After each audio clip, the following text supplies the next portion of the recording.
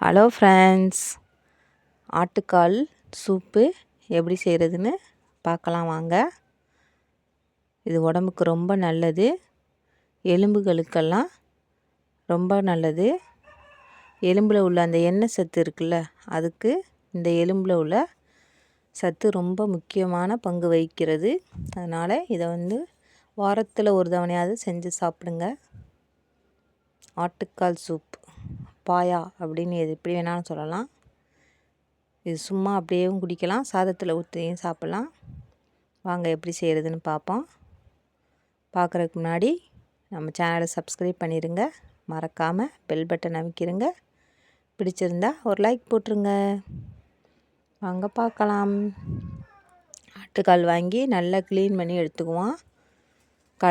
கடையில் கூட க்ளீன் பண்ணி கொடுப்பாங்க.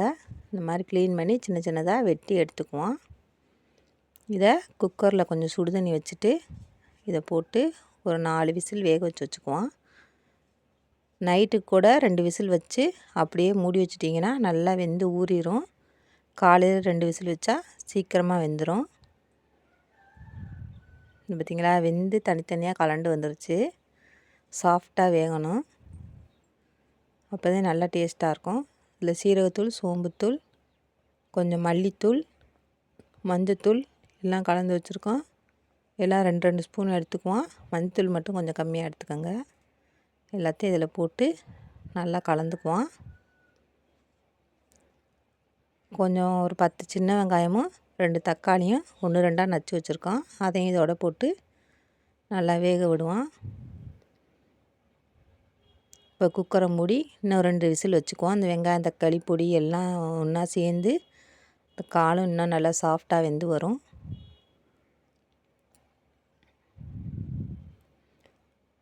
நல்லா வெந்துருச்சு. இப்போ உப்பு சேர்த்துக்குவோம்.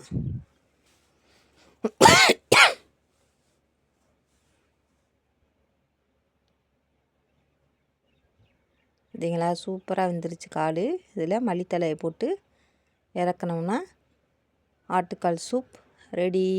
எல்லோரும் வாங்க சாப்பிட்லாம். நல்லா கொதிச்சிருச்சு. இதுக்கு ஒரு தாளிப்பு கொடுத்துக்குவோம். ஒரு கடாயில் எண்ணெய் ஊற்றி 2 கிராம்பு, ஒரு பட்டை, ஒரு இலை, சோம்பு கொஞ்சம், சீரகம் கொஞ்சம் சேர்த்து வறுத்துட்டு இந்த சூப்போடு சேர்த்துக்குவோம்.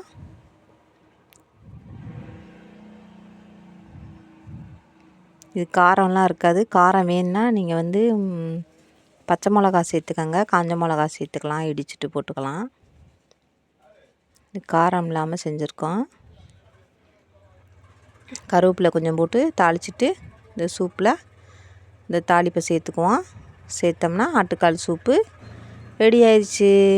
சுவையான ஆட்டுக்கால் சூப்பு ரெடி.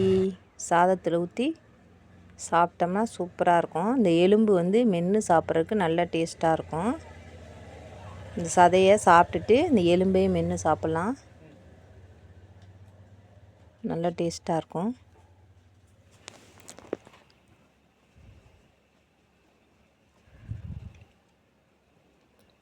பார்த்திங்களா, இந்த மாதிரி சதையை சாப்பிட்டு இந்த எலும்பும் மென்று சாப்பிட்லாம். ஒரு எண்ணெய் சத்து மாதிரி வரும், நல்லா டேஸ்ட்டாக இருக்கும்.